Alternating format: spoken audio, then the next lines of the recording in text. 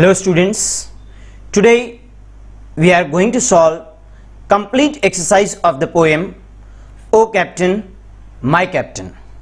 So let us begin with the margin space questions. Poem is given here for your reference. The first question is, what is the location of the battleship? Where was the battleship? We can find the answer here in the third line. The port is near, the bells are here. Port is near means battleship was near the port. So the answer is given on your screen. You can pause the video and write it. Let us move on to the next question. How are the people waiting to welcome the captain of the ship? How are the people waiting? कैसे wait कर रहे हैं people to welcome the captain? They are waiting to welcome the captain of the ship with what? With bouquets and ribbon wreaths. Where it is written? Here in the second stanza. For you, bouquets and ribbon wreaths. So you will write the answer. They are waiting with bouquets and wreaths. Third question is, why is the speaker filled with grief? Why is the speaker so sad? It's simple. We have seen it in the poem. Because the captain of the ship is dead. Because the president is dead. You will write the answer by looking at the screen. Next question.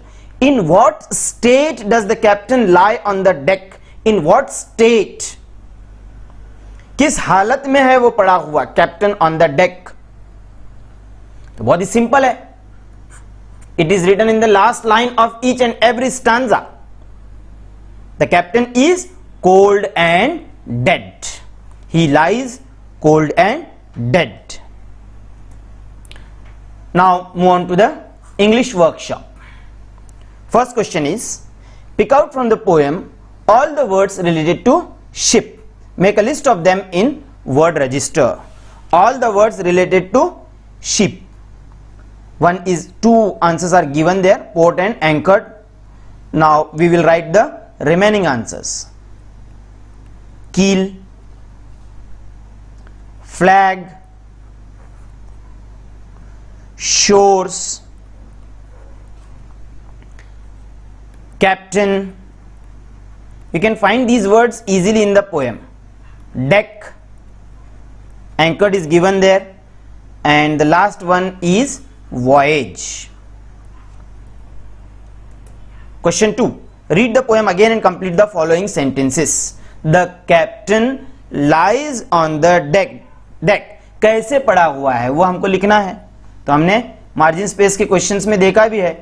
That is cold and dead. Next, the captain doesn't answer as. Captain is not giving the answer as. यहां पे हमको लिखना है reason why he is not giving the answers. Because his lips are pale and still. Means he is dead. Because his lips are pale and still. Next question. Captain does not feel anything. What? Captain does not feel anything touched. अगर यहां पे कोई word होता as, because, तो हम उसका reason लिखते थे. यहां पे हमको लिखना है, इसको बस कंप्लीट करना है. किस चीज को फील नहीं कर रहा है? Anything that is touched. Next, the bugle and flag are dash. Bugle and flags क्या हो रहे हैं? ये bugle is trilling and flag is flinging. It is written in the poem itself. Next question. The poem has a direct reference to assassination of the President Abraham Lincoln on 15th April 1865 after the Civil War was won. Explanation जो poem का हमने पहले video में देखा है उसमें मैंने ये सभी चीजें आपको बता दी है।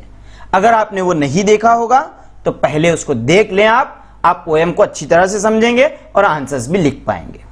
इस पोएम में डायरेक्ट रेफरेंस है अमेरिकन प्रेसिडेंट अब्राहम लिंकन के असैसिनेशन का, यानी उसके किलिंग का। तो अब इसमें क्वेश्चन क्या है हमको, मैच द सिंबल्स और images in column A with what they refer to in column B. Column A में सिंबल्स और इमेजेस दिए हुए, पोएम पूरी हमारी इमेजरी है, सिंबल्स यूज किए हुए हैं, उसके एग्जैक्ट मीनिंग, एक्चुअल मीनिंग क्या होते हैं कॉलम बी में दिया हुआ है, हमको मैच करना है। पोएम में वर्ड आया हुआ है ship, but what is meant by ship, उसके रियल मीनिंग क्या है शिप के, that is sea, United States of America. Second, the fearful trip, ये किसको कहा गया है, ये जो डेडली सिविल वॉर हुई है, ई में दिया हुआ है option, the deathly civil war, उसको कहा गया है the fearful trip. Next, the fort, sorry the port, port means victory in the war, answer is option A. The bells ringing, the bells are referred to celebrating victory, option F. Question 5, captain, captain किसको कहा गया है, बहुत ही simple, the president of USA Abraham Lincoln. Anchored safe means what? It means peace after winning the war. Option G. No pulse nor will. Option D. Lifeless or dead. ये हो गए answers. Next question 4, the figure of speech apostrophe exists throughout the poem. Pick out lines where the poet directly addresses. पूरी poem में apostrophe का बार बार use हुआ है। Apostrophe तो आपको पता होगा, उसका यूज बार बार हुआ है। किसी एब्सेंट पर्सन से बात करना, किसी ऐसी चीज को जो जिसमें जान ना हो उससे बात करना, या उसको जान है, जानदार है, इस तरह से बताना, इसको कहा जाता है एपोस्ट्रॉफी। जिस किसी लाइन में यूज होगी वो कहा, उस फिगर ऑफ स्पीच को एपोस्ट्रॉफी कहते हैं। तो pick out lines where the poet directly addresses, directly poet dead captain को किस लाइन में एड्रेस कर रहा है, किस लाइन में पुकार रहा है, वो 2 लाइन्स हमको लिखना है। एक तो बहुत ही सिंपल है, कौन सी, O captain my captain, sorry O captain my captain rise up and hear the bells, ये जहां पे कहा जा रहा है, this is the first answer. आप पोएम में इसको इजीली फाइंड कर सकते हैं। और जो सेकंड जहां पे यूज हुआ है वो लाइन है, here captain dear father this arm beneath your head. तो ये हो गई सेकंड लाइन जहां पे डायरेक्टली एड्रेस कर रहा है द डेड कैप्टन को। Next, the grief in his heart, ये किस लाइन में बता रहा है, वो है O bleeding drops of red, O bleeding drops of red, ये जिस लाइन में बता रहा है वो है आंसर। देखिए यहां पे है वो line, o bleeding drops of red. एक और line, where on the deck my captain lies fallen cold and dead, उसी के नीचे वाली लाइन है। ये 2 लाइन्स। नेक्स्ट, द सी शोर, सी शोर को किस लाइन में एड्रेस कर रहा है हमको वो बताना है, वो है एक्सल्ट ओ शोर्स। ये कहां पे बताया हुआ है, एक्सल्ट ओ शोर्स, ये है लास्ट स्टांजा में, ये देखिए यहां पे। And for you the shores a crowding, ये जिस लाइन में बता रहा है that is also answer of this question. आप इसको फाइंड कर लें, वो कहां पे पोएम में इजीली मिल जाएगा आपको। कौन सी line, for you the shores a crowding, यहां पे लिख देता हूं ताकि आप इजीली उसको ढूंढ पाएं। पूरी लाइन नहीं लिख रहा हूं, टाइम को सेव करने के लिए बस कुछ हिस्सा लिख रहा हूं। आगे बढ़ते हैं, B question, find from the poem 1 example of each of the following.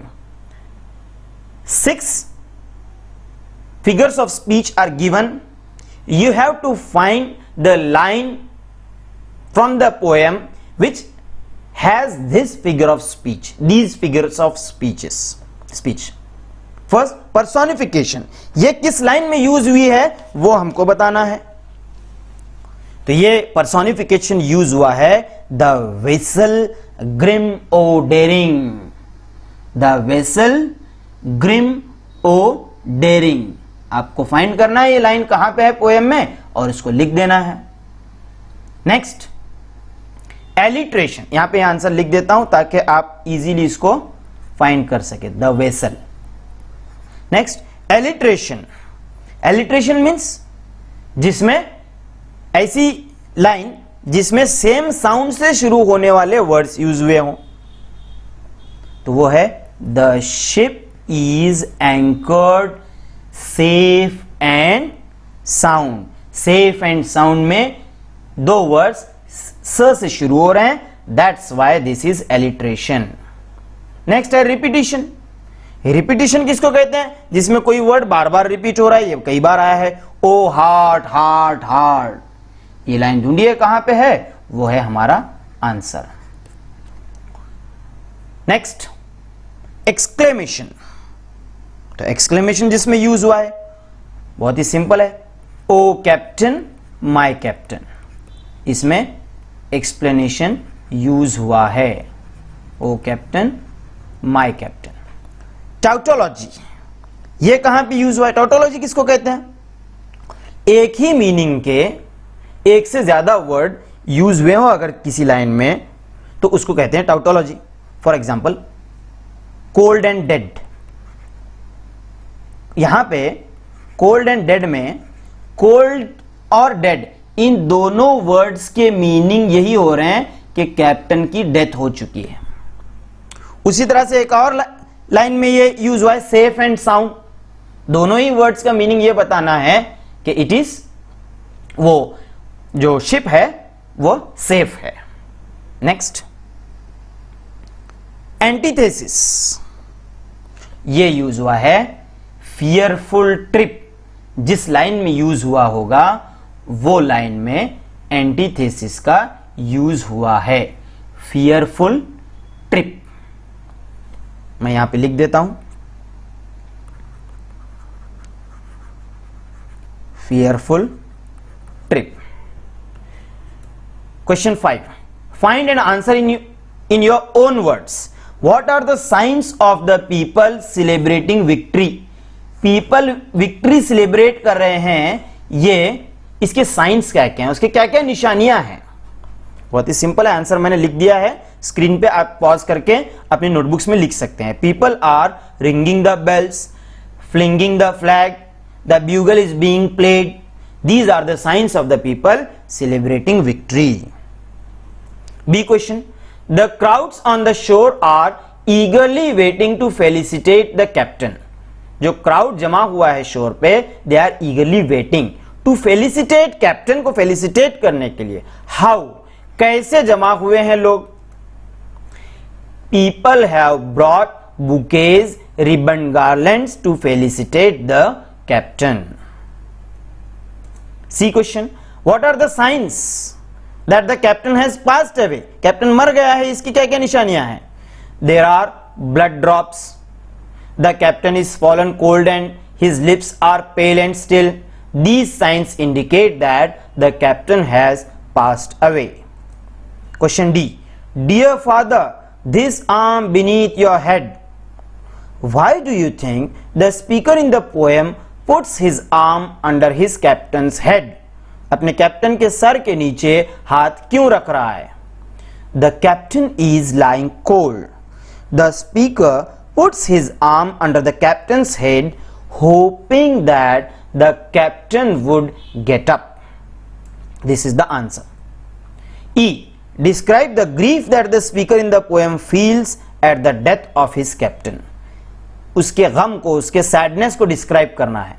The speaker puts his arm under the head of the captain.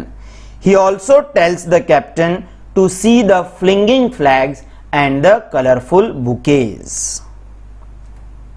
Question 6. Glance through the poem again to find who are the speaker addresses in the first two stanzas and the last stanza मैंने explanation वाले video में आपको बताया है। First 2 stanzas में वो किसको address कर रहा है, किससे बात कर रहा है, और थर्ड स्टांजा में किससे बात कर रहा है। In the first 2 stanzas the speaker addresses the captain and in the last stanza he addresses the shores and the bells. Question 7. Fill the qualities in the diagram given below. Qualities of a ship's captain. Common qualities. Qualities of a nation's leader. देखिए 3 लोगों के qualities यहां पे दिए हुए हैं। एक तो शिप के कैप्टन में, किसी जहाज के कैप्टन में क्या क्या क्वालिटीज होने चाहिए, और यहां पे जो थर्ड दिया हुआ है नेशन के किसी लीडर के, किसी मुल्क के लीडर में क्या क्या क्वालिटीज होनी चाहिए वो यहां लिखना है। और कुछ क्वालिटीज ऐसे होंगी जो दोनों में कॉमन होंगी, शिप के कैप्टन में भी वो क्वालिटी होनी चाहिए और नेशन के लीडर में भी होनी चाहिए। अब यहां पे 15 क्वालिटीज हमको दिए हुए हैं, वो हमको पहचानना है और प्रॉपर कॉलम में लिखना है। ये ऐसे इस तरह से ओवल शेप बनाना जरूरी नहीं है, आप इस तरह से कॉलम भी बना सकते हैं, ठीक है। तो देखिए एक एक करके क्वालिटी देखते हैं। करेज, करेज किसमें होना चाहिए, कॉमन है ये, शिप के कैप्टन में भी होना चाहिए बहादुरी, और नेशन के लीडर में भी होना चाहिए। नेवल एक्सपर्ट, समंदर की चीजों में उसको एक्सपर्टाइज होना चाहिए, नेशन के लीडर का कुछ सवाल नहीं, ये सिर्फ शिप के कैप्टन में आएगा। इंटीग्रिटी, ये जो है कॉमन क्वालिटी है, दोनों में होना चाहिए, हमारे मुल्क से लगाव और शिप के कैप्टन को उसके शिप से लगाव। विजनरी, उसके जो ख्यालात हैं वो आगे के ताल्लुक से भी सोचने वाला होना चाहिए, कॉमन क्वालिटी है। Confidence is also common quality, दोनों में होने चाहिए। ह्यूमेन, उसके अंदर हमदर्दी होना चाहिए, ये नेशन के लीडर में जरूरी है। सेल्फ डिसिप्लिन्ड, ये कॉमन क्वालिटी है, दोनों में डिसिप्लिन होना चाहिए। सिंपैथेटिक, रहम का जज्बा हो, ये शिप के कैप्टन से कुछ लेना देना नहीं है, ये नेशन के लीडर में होना चाहिए। Leadership, it is common to both. Foresight, उसको आगे का ख्याल होना चाहिए, यानी फ्यूचर का उसको ख्याल होना चाहिए। नॉलेज, नॉलेज ये शिप के कैप्टन को जरूरी है, particular knowledge. Knowledge of weather science, मौसम की जो निशानियां होती हैं उसका नॉलेज ये शिप के कैप्टन को होना चाहिए। पॉजिटिव एटीट्यूड, कॉमन क्वालिटी है, ये सभी में होना चाहिए। रोल मॉडल होना चाहिए, वो शिप का कैप्टन या नेशन लीडर या दोनों भी, नेशन के लीडर को रोल मॉडल होना चाहिए।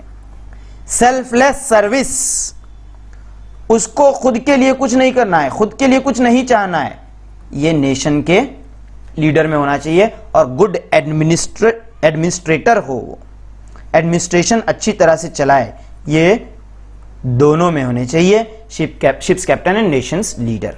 आगे बढ़ते हैं। Complete the following choosing from the alternatives, options दिए हुए उसमें से सिलेक्ट करना है। The rhyme scheme of the poem, इस पोएम की राइम स्कीम क्या है वो हमको ढूंढना है। 3 ऑप्शन दिए हुए हैं, डायरेक्टली आंसर बता देता हूं मैं आपको। A, B, C, D, E, D, this option. The line repeated in every stanza, कौन सी लाइन रिपीट हुई है, ओ कैप्टन माय कैप्टन या फॉलन कोल्ड एंड डेड। अच्छी तरह से देखना है, गड़बड़ नहीं करना है। Fallen cold and dead is the answer of this question. आगे बढ़ते हैं। The steady rhythm in the poem consist of a pattern of dash beats, 4 beats. D question, in the dash stanza the speaker does not address the captain, captain को address नहीं है, उसको नहीं बात कर रहा है। कौन से स्टांजा में, अभी कुछ देर पहले भी हमने देखा है, it is in the 3rd stanza. The type of the poem is dash, कौन से टाइप की पोएम है ये, उसके एक्सप्लेनेशन आगे दिया हुआ है। Because it is compose in the memory of A passed away personality, किसी की मौत के गम में लिखी जाने वाली poem is called elegy. Question 9, this question is about the writing skill, writing skill से रिलेटेड है। जब राइटिंग स्किल हम करेंगे तो उस वक्त मैं इसको आपको इन डिटेल बता दूंगा। आगे question 10, the poem describes the sad demise of the captain, write a short paragraph to the son of the captain. तो ये लेटर जैसा क्वेश्चन है, it is also related with writing skill, तो उस वक्त हम इसको पढ़ सकते हैं या समझ सकते हैं। Question 11, read the poem, right an appreciation of the poem in about 12 to 15 sentences, not in sentences. हमको जो क्वेश्चन होता है एग्जाम में वो पॉइंट वाइज हमको लिखना है, इस तरह से हम पॉइंट बनाएंगे। वो पॉइंट्स भी आपको दिए हुए हैं, आप देख सकते हैं बुक की पेज नंबर 5 पर, लेकिन वहां पे कुछ जो पॉइंट्स हैं वो ज्यादा हैं। 100 मार्क का जब पेपर हुआ करता था तो उतने पॉइंट्स लिखने पड़ते थे, अब कुछ पॉइंट्स कट किए गए हैं, जैसे कि फेवरेट लाइन, स्पेशल फीचर्स वगैरह बच जाते हैं। वहां पे पॉइंट्स सिर्फ 6 पॉइंट्स, उन 6 पॉइंट्स की मदद से हमको एप्रिसिएशन लिखना है। उसका आंसर मैंने एक वीडियो ऑलरेडी बनाया हुआ है, सभी पोएम के इनफैक्ट मैंने एप्रिसिएशंस बना दिए हैं। उन एप्रिसिएशंस के वीडियोस की लिंक डिस्क्रिप्शन में दे रहा हूं, आप वहां से वो देख सकते हैं। तो उम्मीद करता हूं आपको सभी क्वेश्चंस के आंसर्स मिल गए हैं, तो इनको आप अपने नोटबुक्स में लिखिए। अगले वीडियो में एक और नए टॉपिक के साथ फिर मिलेंगे, तब तक के लिए गुड बाय।